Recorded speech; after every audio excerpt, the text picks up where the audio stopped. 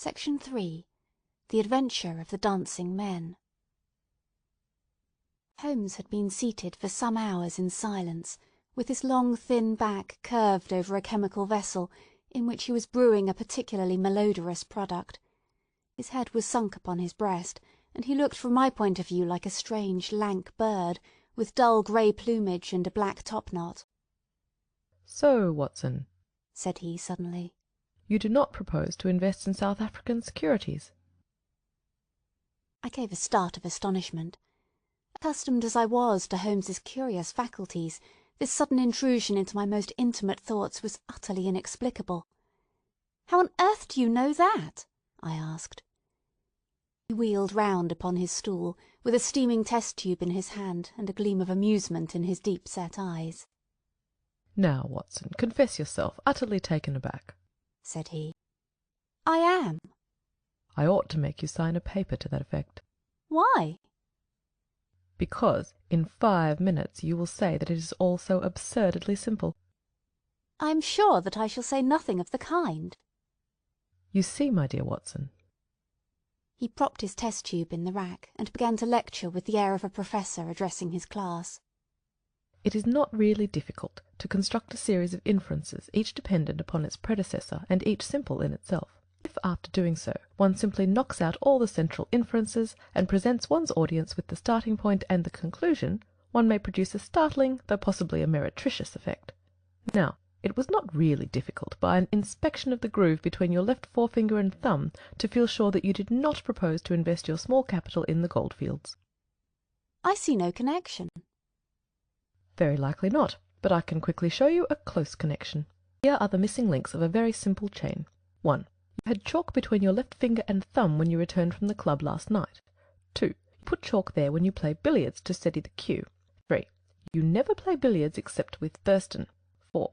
You told me 4 weeks ago that Thurston had an option on some South African property which would expire in a month, and which he desired you to share with him. 5. Your cheque-book is locked in my drawer, and you have not asked for the key. 6. You do not propose to invest your money in this manner." "How absurdly simple!" I cried.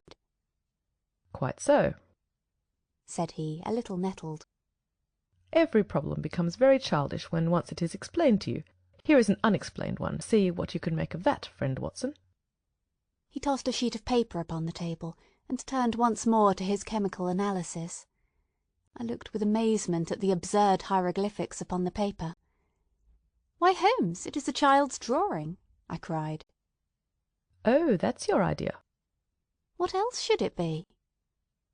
"That is what Mr. Hilton Cubitt, of Ridingthorpe Manor, Norfolk, is very anxious to know. This little conundrum came by the first post, and he was to follow by the next train.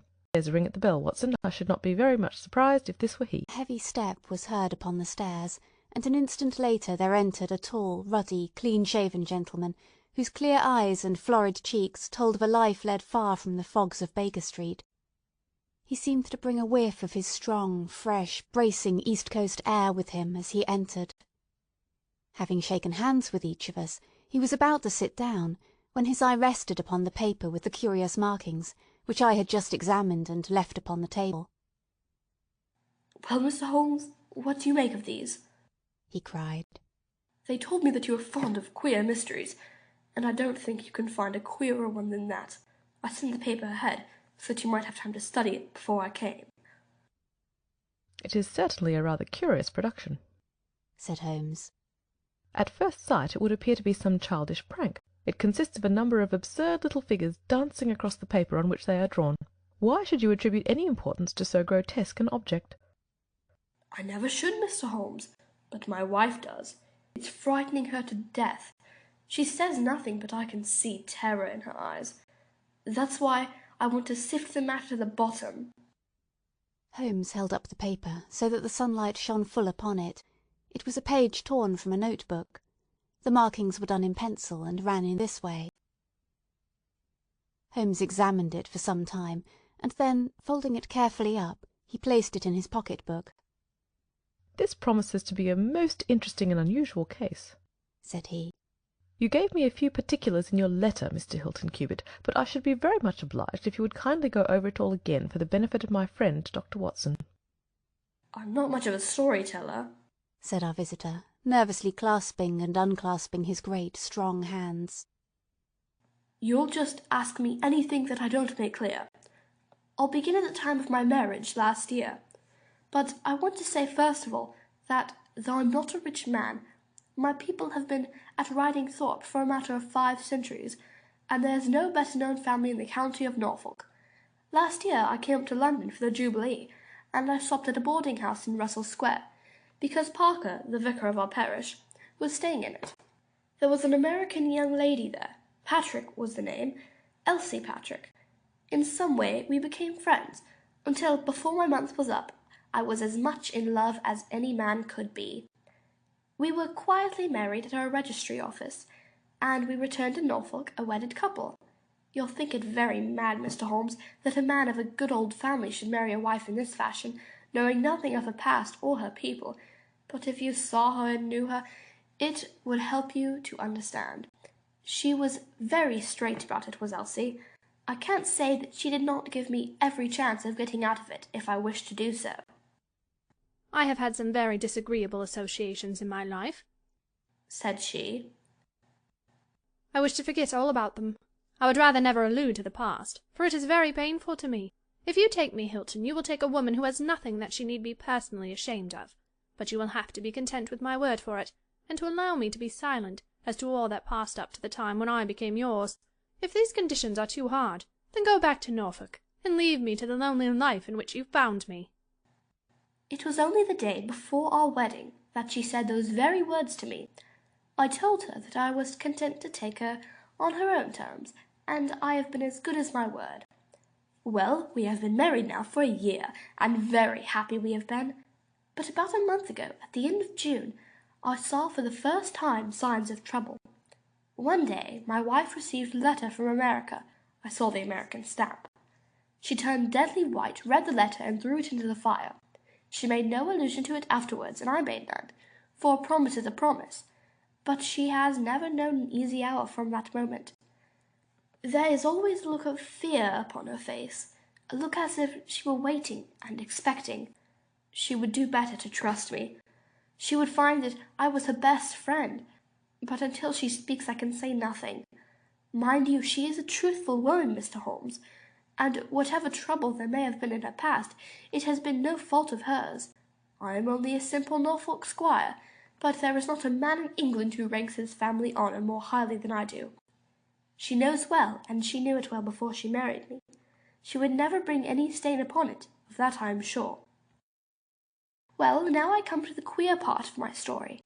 About a week ago, it was Tuesday of last week, I found on one of the window-sills a number of absurd little dancing figures like these upon the paper. They were scrawled with chalk. I thought it was a stable boy who had drawn them, but the lad swore he knew nothing about it. Anyhow, they had come there during the night. I had washed them out, and I only mentioned the matter to my wife afterwards. To my surprise, she took it very seriously, and begged me if any more came to let her see them. None did come for a week, and then yesterday morning I found this paper lying on the sundial in the garden. I showed it to Elsie, and she dropped in a dead faint. Since then she has looked like a woman in a dream, half dazed with terror always lurking in her eyes. It was then that I wrote and sent the paper to you, Mr. Holmes. It was not a thing that I could take to the police, for they would have laughed at me, but you will tell me what to do. I'm not a rich man, but if there is any danger threatening my little woman, I would spend my last copper to shield her. He was a fine creature, this man of the old English soil, simple, straight, and gentle, with his great earnest blue eyes and broad comely face. His love for his wife and his trust in her shone in his features. Holmes had listened to his story with the utmost attention, and now he sat for some time in silent thought. "Don't you think, Mr. Cubitt," said he at last, "that your best plan would be to make a direct appeal to your wife, and to ask her to share her secret with you?" Hilton Cubitt shook his massive head. A promise is a promise, Mr. Holmes. If Elsie wished to tell me, she would. If not, it is not for me to force her confidence. But I am justified in taking my own line, and I will. "Then I will help you with all my heart. In the first place, have you heard of any strangers being seen in your neighbourhood?" No. I presume that it is a very quiet place. Any fresh face would cause comment? In the immediate neighbourhood, yes, but we have several small watering places not very far away, and the farmers take in lodgers. These hieroglyphics have evidently a meaning. If it is a purely arbitrary one, it may be impossible for us to solve it. If, on the other hand, it is systematic, I have no doubt that we shall get to the bottom of it, but this particular sample is so short that I can do nothing, and the facts which you have brought me are so indefinite that we have no basis for an investigation. I would suggest that you return to Norfolk, that you keep a keen look-out, and that you take an exact copy of any fresh dancing men which may appear. It is 1,000 pities that we have not a reproduction of those which were done in chalk upon the window-sill. Make a discreet inquiry also as to any strangers in the neighbourhood. When you have collected some fresh evidence, come to me again. That is the best advice which I can give you, Mr. Hilton Cubitt. If there are any pressing fresh developments, I shall always be ready to run down and see you in your Norfolk home. The interview left Sherlock Holmes very thoughtful, and several times in the next few days I saw him take his slip of paper from his notebook and look long and earnestly at the curious figures inscribed upon it. He made no allusion to the affair, however, until one afternoon a fortnight or so later. I was going out when he called me back. You had better stay here, Watson. Why? Because I had a wire from Hilton Cubitt this morning. You remember Hilton Cubitt of the Dancing Men? He was to reach Liverpool Street at 1:20. He may be here at any moment. I gather from his wire that there have been some new incidents of importance. We had not long to wait, for our Norfolk squire came straight from the station as fast as a hansom could bring him. He was looking worried and depressed, with tired eyes and a lined forehead. It's getting on my nerves, this business, Mr. Holmes, said he, as he sank, like a wearied man, into an armchair. It's bad enough to feel that you are surrounded by unseen, unknown folk who have some kind of design upon you, but when, in addition to that, you know that it is just killing your wife by inches, then it becomes as much as flesh and blood can endure. She's wearing away under it, just wearing away before my eyes. Has she said anything yet? No, Mr. Holmes, she is not. And yet there have been times when the poor girl has wanted to speak, and yet could not quite bring herself to take the plunge. I have tried to help her, but I dare say I did it clumsily, and I scared her from it. She has spoken about my old family, and our reputation in the county, and our pride, and our unsullied honour, and I always felt it was leading to the point, but somehow it turned off before we got there. But you have found out something for yourself. A good deal, Mr. Holmes. I have several fresh dancing men pictures for you to examine, and what is more, I've seen the fellow. What, the man who draws them? Yes, I saw him at his work, but I will tell you everything in order. When I got back after my visit to you, the very first thing I saw next morning was a fresh crop of dancing men.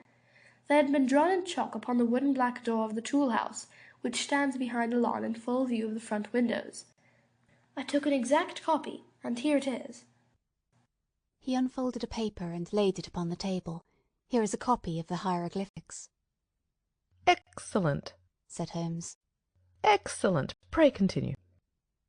When I had taken the copy, I rubbed out the marks, but 2 mornings later a fresh inscription had appeared. I have a copy of it here. Holmes rubbed his hands and chuckled with delight. Our material is rapidly accumulating, said he.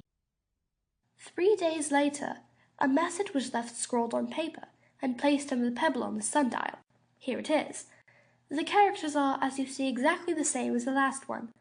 After that I determined to lie in wait, so I got out my revolver and sat up in the study, which overlooks the barn and garden.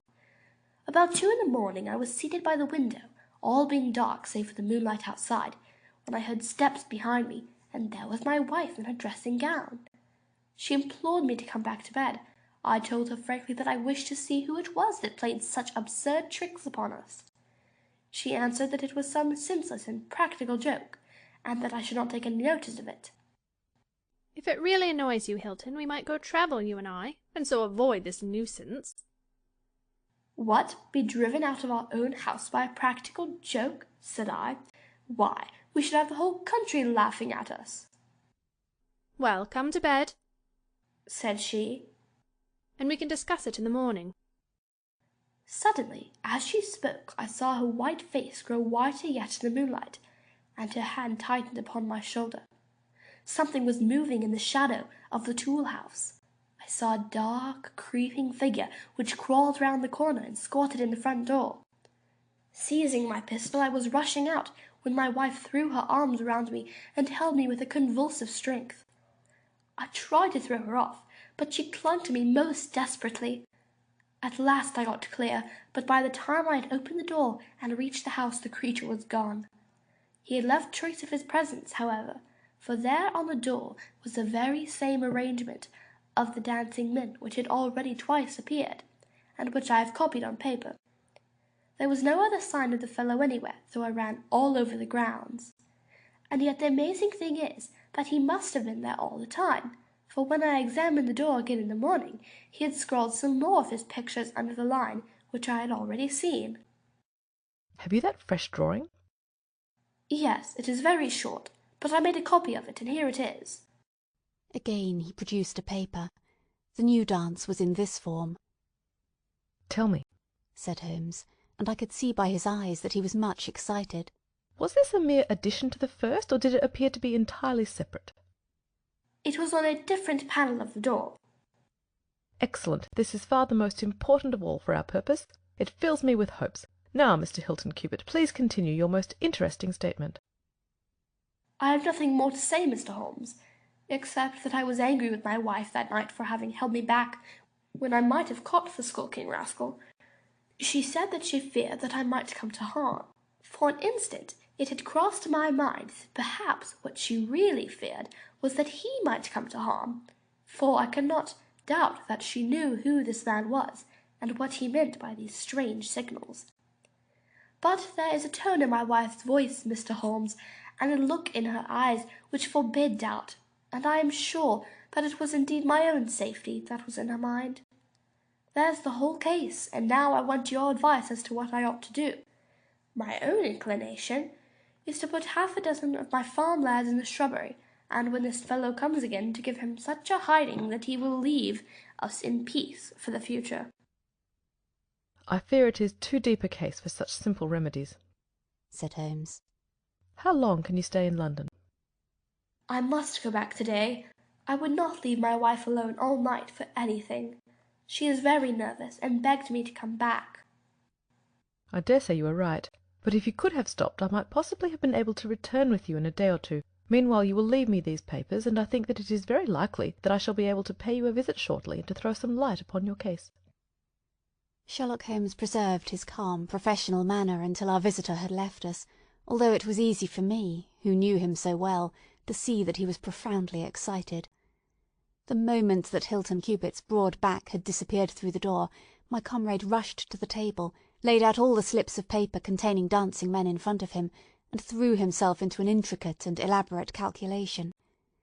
For 2 hours I watched him, as he covered sheet after sheet of paper with figures and letters, so completely absorbed in his task that he had evidently forgotten my presence. Sometimes he was making progress, and whistled and sang at his work. Sometimes he was puzzled, and would sit for long spells with a furrowed brow and a vacant eye. Finally he sprang from his chair with a cry of satisfaction, and walked up and down the room rubbing his hands together. Then he wrote a long telegram upon a cable form. If my answer to this is as I hope, you will have a very pretty case to add to your collection, Watson, said he. I expect that we shall be able to go down to Norfolk tomorrow, and to take our friend some very definite news as to the secret of his annoyance. I confess that I was filled with curiosity, but I was aware that Holmes liked to make his disclosures at his own time and in his own way, so I waited until it should suit him to take me into his confidence. But there was a delay in that answering telegram, and 2 days of impatience followed, during which Holmes pricked up his ears at every ring of the bell. On the evening of the 2nd there came a letter from Hilton Cubitt. All was quiet with him, save that a long inscription had appeared that morning upon the pedestal of the sundial. He enclosed a copy of it, which is here reproduced. Holmes bent over this grotesque frieze for some minutes, and then suddenly sprang to his feet with an exclamation of surprise and dismay. His face was haggard with anxiety. We have let this affair go far enough, said he. Is there a train to North Walsham to-night? I turned up the timetable. The last had just gone. Then we shall breakfast early and take the very first in the morning, said Holmes. Our presence is most urgently needed. Here is our expected cablegram. One moment, Mrs. Hudson, there may be an answer. No, that is quite as I expected. This message makes it even more essential that we should not lose an hour in letting Hilton Cubitt know how matters stand, for it is a singular and a dangerous web in which our simple Norfolk squire is entangled. So indeed it proved, and as I come to the dark conclusion of a story which had seemed to me to be only childish and bizarre, I experience once again the dismay and horror with which I was filled. Would that I had some brighter ending to communicate to my readers, but these are the chronicles of fact, and I must follow to their dark crisis the strange chain of events which for some days made Ridingthorpe Manor a household word throughout the length and breadth of England. We had hardly alighted at North Walsham, and mentioned the name of our destination, when the station-master hurried towards us. "I suppose that you are the detectives from London?" said he. A look of annoyance passed over Holmes's face. What makes you think such a thing? "Because Inspector Martin from Norwich has just passed through. But maybe you are the surgeons. She's not dead, or wasn't, by last accounts. You may be in time to save her yet, though it may be for the gallows." Holmes's brow was dark with anxiety. We are going to Ridingthorpe Manor, said he. But we have heard nothing of what has passed there. "Whew, it's a terrible business," said the station-master. "They are shot, both Mr. Hilton Cubitt and his wife. She shot him and then herself, so the servants say. He's dead, and her life is despaired of. Dear, dear, one of the oldest families in the county of Norfolk, and one of the most honoured." Without a word, Holmes hurried to a carriage, and during the long 7 miles' drive he never opened his mouth. Seldom have I seen him so utterly despondent. He had been uneasy during all our journey from town, and I had observed that he had turned over the morning papers with anxious attention, but now this sudden realization of his worst fears left him in a blank melancholy. He leaned back in his seat, lost in gloomy speculation. Yet there was much around to interest us, for we were passing through as singular a countryside as any in England, where a few scattered cottages represented the population of to-day, while on every hand enormous square-towered churches bristled up from the flat green landscape, and told of the glory and prosperity of old East Anglia. At last the violet rim of the German Ocean appeared over the green edge of the Norfolk coast, and the driver pointed with his whip to 2 old brick and timber gables, which projected from a grove of trees. "That's Ridingthorpe Manor," said he. As we drove up to the porticoed front door, I observed in front of it, beside the tennis lawn, the black tool-house and the pedestaled sundial with which we had such strange associations. A dapper little man, with a quick, alert manner and a waxed moustache, had just descended from a high dog-cart. He introduced himself as Inspector Martin of the Norfolk Constabulary, and he was considerably astonished when he heard the name of my companion. "Why, Mr. Holmes, the crime was only committed at 3 this morning. How could you hear of it in London and get to the spot as soon as I?" "I anticipated it. I came in the hope of preventing it." "Then you must have important evidence of which we are ignorant, for they were said to be a most united couple." "I have only the evidence of the dancing men," said Holmes. "I will explain the matter to you later. Meanwhile, since it is too late to prevent this tragedy, I am very anxious that I should use the knowledge which I possess in order to ensure that justice be done. Will you associate me in your investigation, or would you prefer that I should act independently?" "I should be proud to feel that we were acting together, Mr. Holmes," said the inspector earnestly. "In that case I should be glad to hear the evidence, and to examine the premises without an instant of unnecessary delay." Inspector Martin had the good sense to allow my friend to do things in his own fashion, and contented himself with carefully noting the results. The local surgeon, an old white-haired man, had just come down from Mrs. Hilton Cubitt's room, and he reported that her injuries were serious, but not necessarily fatal. The bullet had passed through the front of her brain, and it would probably be some time before she could regain consciousness. On the question of whether she had been shot, or had shot herself, He would not venture to express any decided opinion. Certainly the bullet had been discharged at very close quarters. There was only the one pistol found in the room, 2 barrels of which had been emptied. Mr. Hilton Cubitt had been shot through the heart. It was equally conceivable that he had shot her, and then himself, or that she had been the criminal, for the revolver lay upon the floor midway between them. "Has he been moved?" asked Holmes. "We have moved nothing except the lady. We could not leave her lying wounded upon the floor." "How long have you been here, Doctor?" "Since 4 o'clock. "Anyone else?" "Yes, the constable here." "And you have touched nothing?" "Nothing." "You have acted with great discretion. Who sent for you?" "The housemaid, Saunders." "Was it she who gave the alarm?" "She and Mrs. King, the cook." "Where are they now?" "In the kitchen, I believe." "Then I think we had better hear their story at once." The old hall, oak-panelled and high-windowed, had been turned into a court of investigation. Holmes sat in a great old-fashioned chair, his inexorable eyes gleaming out of his haggard face. I could read in them a set purpose to devote his life to this quest, until the client, whom he had failed to save, should at last be avenged. The trim Inspector Martin, the old grey-haired country doctor, myself, and a stolid village policeman made up the rest of that strange company. The 2 women told their story clearly enough. They had been aroused from their sleep by the sound of an explosion, which had been followed a minute later by a second one. They slept in adjoining rooms, and Mrs. King had rushed in to Saunders. Together they had descended the stairs. The door of the study was open, and a candle was burning upon the table. Their master lay upon his face in the centre of the room. He was quite dead. Near the window his wife was crouching, her head leaning against the wall. She was horribly wounded, and the side of her face was red with blood. She breathed heavily, but was incapable of saying anything. The passage, as well as the room, was full of smoke and the smell of powder.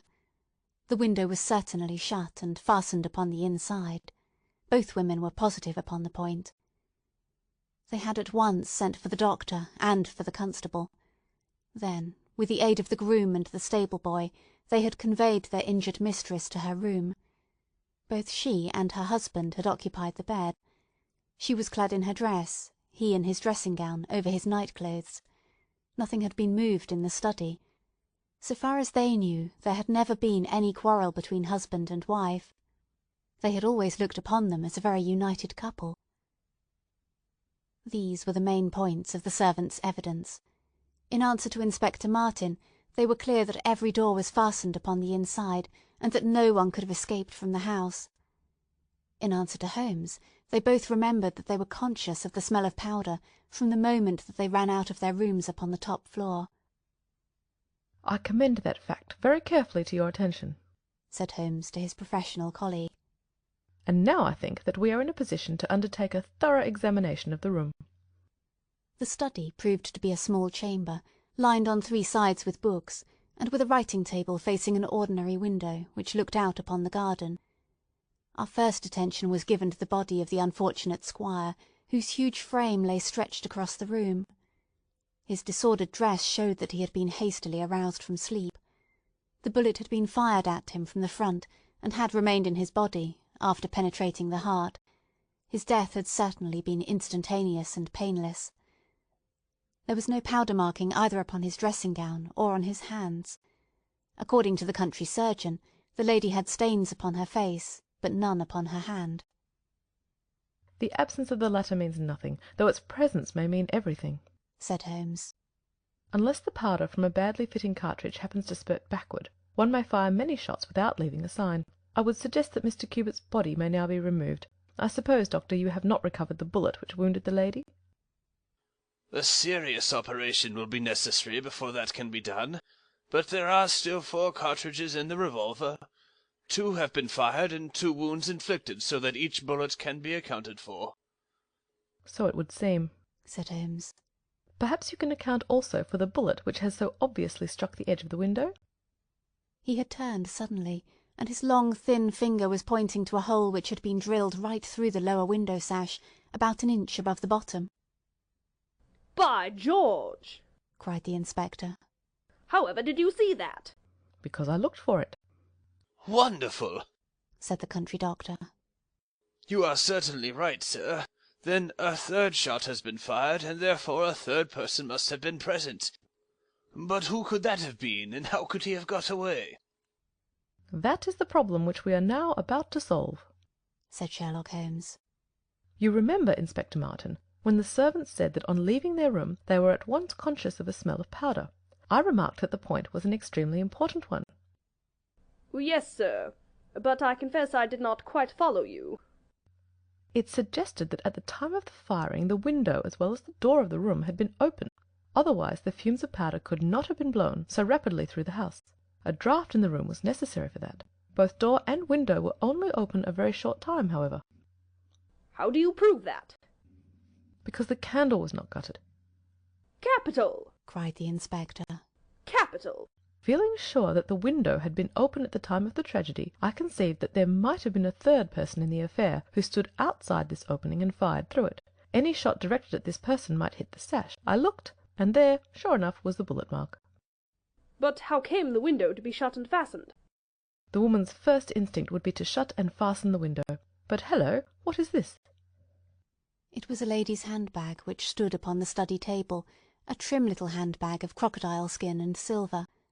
Holmes opened it and turned the contents out. There were 20 50-pound notes of the Bank of England, held together by an india-rubber band. Nothing else. "This must be preserved, for it will figure in the trial," said Holmes, as he handed the bag with its contents to the inspector. "It is now necessary that we should try to throw some light upon this third bullet, which has clearly, from the splintering of the wood, been fired from inside the room. I should like to see Mrs. King, the cook, again. You said, Mrs. King, that you were awakened by a loud explosion. When you said that, did you mean that it seemed to you to be louder than the second one?" "Well, sir, it wakened me from my sleep, so it is hard to judge, but it did seem very loud." "You don't think that it might have been 2 shots fired almost at the same instant?" "I am sure I couldn't say, sir." "I believe that it was undoubtedly so. I rather think, Inspector Martin, that we have now exhausted all that this room can teach us. If you will kindly step round with me, we shall see what fresh evidence the garden has to offer." A flower bed extended up to the study window, and we all broke into an exclamation as we approached it. The flowers were trampled down, and the soft soil was imprinted all over with footmarks. Large, masculine feet they were, with peculiarly long, sharp toes. Holmes hunted about among the grass and leaves like a retriever after a wounded bird. Then, with a cry of satisfaction, he bent forward and picked up a little brazen cylinder. "I thought so," said he. "The revolver had an ejector, and here is the third cartridge. I really think, Inspector Martin, that our case is almost complete." The country inspector's face had shown his intense amazement at the rapid and masterful progress of Holmes's investigation. At first he had shown some disposition to assert his own position, but now he was overcome with admiration, and ready to follow without question wherever Holmes led. "Whom do you suspect?" he asked. "I'll go into that later. There are several points in this problem which I have not been able to explain to you yet. Now that I have got so far, I had best proceed on my own lines, and then clear the whole matter up once and for all." "Just as you wish, Mr. Holmes, so long as we get our man." "I have no desire to make mysteries, but it is impossible at the moment of action to enter into long and complex explanations. I have the threads of this affair all in my hand. Even if this lady should never recover consciousness, we can still reconstruct the events of last night, and ensure that justice be done. First of all, I wish to know whether there is any inn in this neighbourhood known as Elridge's?" The servants were cross-questioned, but none of them had heard of such a place. The stable-boy threw a light upon the matter by remembering that a farmer of that name lived some miles off, in the direction of East Ruston. "Is it a lonely farm?" Very lonely, sir." "Perhaps they have not heard yet of all that has happened here during the night?" "Maybe not, sir." Holmes thought for a little, and then a curious smile played over his face. "Saddle a horse, my lad," said he. "I shall wish you to take a note to Elridge's farm." He took from his pocket the various slips of the dancing men. With these in front of him, he worked for some time at the study table.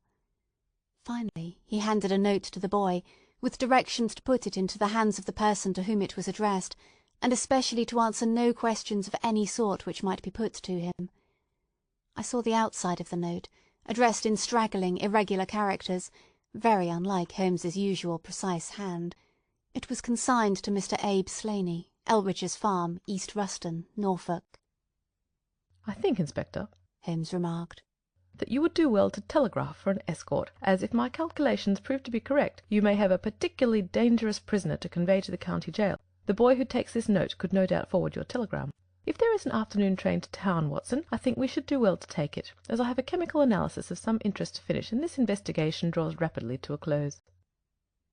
When the youth had been dispatched with the note, Sherlock Holmes gave his instructions to the servants. If any visitor were to call asking for Mrs. Hilton Cubitt, no information should be given as to her condition, but he was to be shown at once into the drawing-room. He impressed these points upon them with the utmost earnestness. Finally, he led the way into the drawing-room, with the remark that the business was now out of our hands, and that we must while away the time as best we might until we could see what was in store for us. The doctor had departed to his patients, and only the inspector and myself remained. "I think that I can help you to pass an hour in an interesting and profitable manner," said Holmes, drawing his chair up to the table, and spreading out in front of him the various papers on which were recorded the antics of the dancing men. "As to you, friend Watson, I owe you every atonement for having allowed your natural curiosity to remain so long unsatisfied. To you, Inspector, the whole incident may appeal as a remarkable professional study. I must tell you, first of all, the interesting circumstances connected with the previous consultations which Mr. Hilton Cubitt has had with me in Baker Street." He then shortly recapitulated the facts which have already been recorded. "I have here in front of me these singular productions, at which one might smile had they not proved themselves to be the forerunners of so terrible a tragedy. I am fairly familiar with all forms of secret writings, and am myself the author of a trifling monograph upon the subject, in which I analyse 160 separate ciphers, but I confess that this is entirely new to me. The object of those who invented the system has apparently been to conceal that these characters convey a message, and to give the idea that they are the mere random sketches of children. Having once recognized, however, that the symbols stood for letters, and having applied the rules which guide us in all forms of secret writings, the solution was easy enough. The first message submitted to me was so short that it was impossible for me to do more than to say with some confidence that the symbol, like this, stood for E. As you are aware, E is the most important letter in the English alphabet, and it predominates to so marked an extent that even in a short sentence one would expect to find it most often. Out of 15 symbols in the first message, 4 were the same, so it was reasonable to set this down as E. It is true that in some cases the figure was bearing a flag, and in some cases not, but it was probable from the way in which the flags were distributed that they were used to break up the sentence into words. I accepted this as a hypothesis, and noted that E was represented by this. But now came the real difficulty of the inquiry. The order of the English letters after E is by no means well marked, and any preponderance which may be shown in an average of a printed sheet may well be reversed in a single short sentence.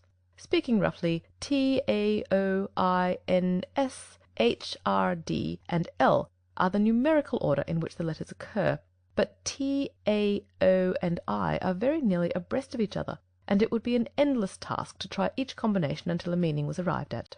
I therefore waited for fresh material. In my second interview with Mr. Hilton Cubitt, he was able to give me 2 other short sentences and 1 message, which appeared, since there was no flag, to be a single word. Here are the symbols. Now, in the single word I have already got the 2 E's coming second and fourth in a word of 5 letters. It might be sever, or lever, or never. There can be no question that the latter as a reply to an appeal is by far the most probable, and the circumstances pointed to its being a reply written by the lady. Accepting it as correct, we are now able to say that the symbols stand respectively for N, V, and R. Even now I was in considerable difficulty, but a happy thought put me in possession of several other letters. It occurred to me that if these appeals came, as I expected, from someone who had been intimate with the lady in her early life, a combination which contained 2 E's, with 3 letters between, might very well stand for the name Elsie. On examination I found that such a combination formed the termination of the message, which was 3 times repeated. It was certainly some appeal to Elsie. In this way I had got my L, S, and I. But what appeal could it be? There were only 4 letters in the word which preceded Elsie, and it ended in an E. Surely the word must be come. I tried all other 4 letters ending in E, but could find none to fit the case. So I was now in possession of the C, O, and M, and I was in a position to attack the first message once more, dividing it into words and putting dots for each symbol which was still unknown. So treated, it worked out in this fashion: .m.ere..e.sl.ne. Now, the first letter can only be an A, which is a most useful discovery, since it occurs no fewer than 3 times in this short sentence, and the H is also apparent in the second word. Now it becomes am here, A.E.S.L.A.N.E, or, filling in the obvious vacancies in the name, am here, Abe Slaney. I had so many letters now that I could proceed with considerable confidence as to the second message, which worked out in this fashion: A.E.L.R.I.E.S. Here I could only make sense by putting a T and a G for the missing letters, and supposing that the name was that of some house or inn at which the writer was staying. Inspector Martin and I had listened with the utmost interest to the full and clear account of how my friend had produced results which had led to so complete a command over our difficulties. "What did you do then, sir?" asked the inspector. I had every reason to suppose that this Abe Slaney was an American, since Abe is an American contraction, and since a letter from America had been the starting point of all the trouble. I also had every cause to think that there was some criminal secret in the matter. The lady's allusions to her past, her refusal to take her husband into her confidence, both pointed in that direction. I therefore cabled to my friend Wilson Hargrave of the New York Police Bureau, who has more than once made use of my knowledge of London crime. I asked him whether the name of Abe Slaney was known to him. Here is his reply: "The most dangerous crook in Chicago." On the very evening upon which I had his answer, Hilton Cubitt sent me the last message from Slaney. Working with known letters, it took this form: Elsie.re.are to meet thy G.O. The addition of a P and a D completed a message which showed me that the rascal was proceeding from persuasion to threats, and my knowledge of the crooks of Chicago prepared me to find that he might very rapidly put his words into action. I at once came to Norfolk with my friend and colleague Dr. Watson, but unhappily only in time to find that the worst had already occurred. "It is a privilege to be associated with you in the handling of a case," said the inspector warmly. "You will excuse me, however, if I speak frankly to you. You are only answerable to yourself, but I have to answer to my superiors. If this Abe Slaney, living at Elridge's, is indeed the murderer, and if he has made his escape while I am seated here, I shall certainly get into serious trouble." You need not be uneasy. He will not try to escape. "How do you know?" To fly would be a confession of guilt. "Then let us go to arrest him." I expect him here every instant. "But why should he come?" Because I have written and asked him. "But this is incredible, Mr. Holmes. Why should he come because you have asked him? Would not such a request rather rouse his suspicions and cause him to fly?" "I think I have known how to frame the letter," said Sherlock Holmes. "In fact, if I am not very much mistaken, here is the gentleman himself coming up the drive." A man was striding up the path which led to the door. He was a tall, handsome, swarthy fellow, clad in a suit of grey flannel, with a Panama hat, a bristling black beard, and a great aggressive hooked nose, and flourishing a cane as he walked. He swaggered up the path as if the place belonged to him, and we heard his loud, confident peal at the bell. "I think, gentlemen," said Holmes quietly, "that we had best take up our position behind the door. Every precaution is necessary when dealing with such a fellow. You will need your handcuffs, Inspector. You can leave the talking to me." We waited in silence for a minute, one of those minutes which one can never forget. Then the door opened, and the man stepped in. In an instant Holmes clapped a pistol to his head, and Martin slipped the handcuffs over his wrists. It was all done so swiftly and deftly that the fellow was helpless before he knew that he was attacked. He glared from one to the other of us with a pair of blazing black eyes. Then he burst into a bitter laugh. "Well, gentlemen, you have the drop on me this time. I seem to have knocked up against something hard. But I came here in answer to a letter from Mrs. Hilton Cubitt. Don't tell me that she is in on this. Don't tell me that she helped to set a trap for me." "Mrs. Hilton Cubitt was seriously injured, and is at death's door." The man gave a hoarse cry of grief which rang through the house. "You're crazy!" he cried fiercely. "It was he that was hurt, not she. Who would have hurt little Elsie? I may have threatened her, God forgive me, but I would not have touched a hair of her pretty head. Take it back, you. Say that she is not hurt." She was found, badly wounded, by the side of her dead husband.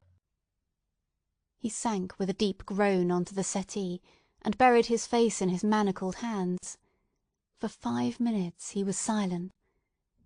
Then he raised his face once more, and spoke with the cold composure of despair. "I have nothing to hide from you, gentlemen," said he. "If I shot the man, he had his shot of me, and there's no murder in that. But if you think I could have hurt that woman, then you don't know either me or her. I tell you, there was never a man in this world loved a woman more than I loved her. I had a right to her. She was pledged to me years ago. Who was this Englishman that he should come between us? I tell you that I had the first right to her, and that I was only claiming my own." "She broke away from your influence when she found the man that you are," said Holmes sternly. "She fled from America to avoid you, and she married an honourable gentleman in England. You dogged her and followed her and made her life a misery to her, in order to induce her to abandon the husband whom she loved and respected, in order to fly with you, whom she feared and hated. You have ended by bringing about the death of a noble man and driving his wife to suicide. That is your record in this business, Mr. Abe Slaney, and you will answer for it to the law." "If Elsie dies, I care nothing what becomes of me," said the American. He opened one of his hands and looked at a note crumpled up in his palm. "See here, mister," he cried, with a gleam of suspicion in his eyes. "You're not trying to scare me over this, are you? If the lady is hurt as bad as you say, who was it that wrote this note?" He tossed it forward onto the table. "I wrote it, to bring you here." "You wrote it? There was no one on earth outside the joint who knew the secret of the dancing men.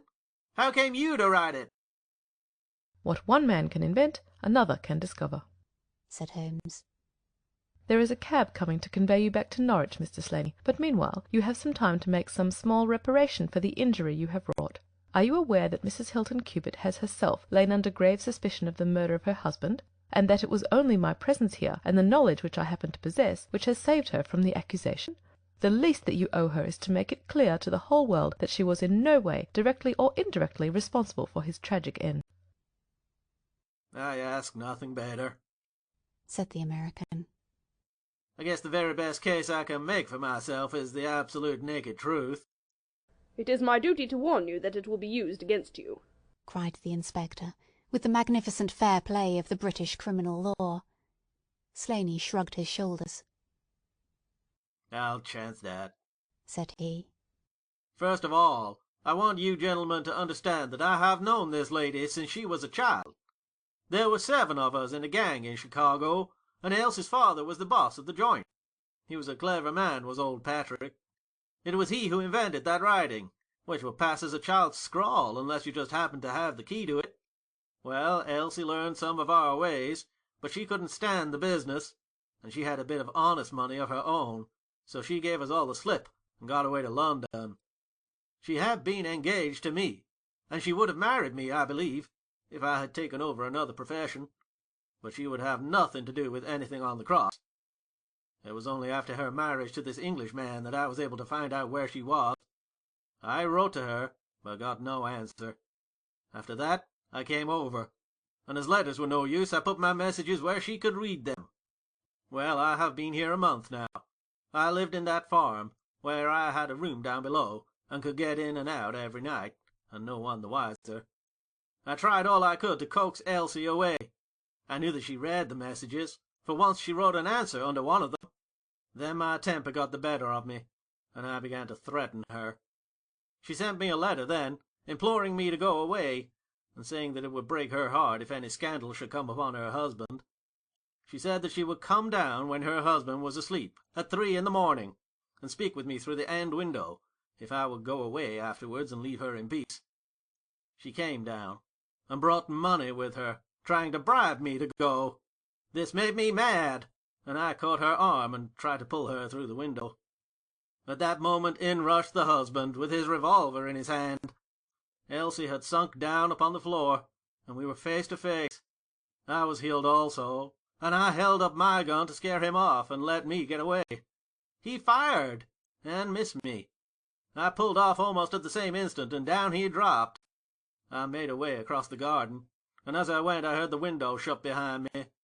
That's God's truth, gentlemen, every word of it. And I heard no more about it until that lad came riding up with a note, which made me walk in here like a jay and give myself into your hands." A cab had driven up whilst the American had been talking. 2 uniformed policemen sat inside. Inspector Martin rose and touched his prisoner on the shoulder. "It is time for us to go." "Can I see her first?" "No, she is not conscious. Mr. Sherlock Holmes, I only hope that if ever again I have an important case, I shall have the good fortune to have you by my side." We stood at the window and watched the cab drive away. As I turned back, my eye caught the pellet of paper which the prisoner had tossed upon the table. It was the note with which Holmes had decoyed him. "See if you can read it, Watson," said he with a smile. It contained no word but this little line of dancing men. "If you use the code which I have explained," said Holmes, "you will find that it simply means 'come here at once.' I was convinced that it was an invitation which he would not refuse, since he could never imagine that it could come from anyone but the lady. And so, my dear Watson, we have ended by turning the dancing men to good, when they have so often been the agents of evil, and I think that I have fulfilled my promise of giving you something unusual for your notebook. 3:40 is our train, and I fancy we shall be back in Baker Street for dinner." Only one word of epilogue. The American, Abe Slaney, was condemned to death at the winter assizes at Norwich, but his penalty was changed to penal servitude in consideration of mitigating circumstances, and the certainty that Hilton Cubitt had fired the first shot.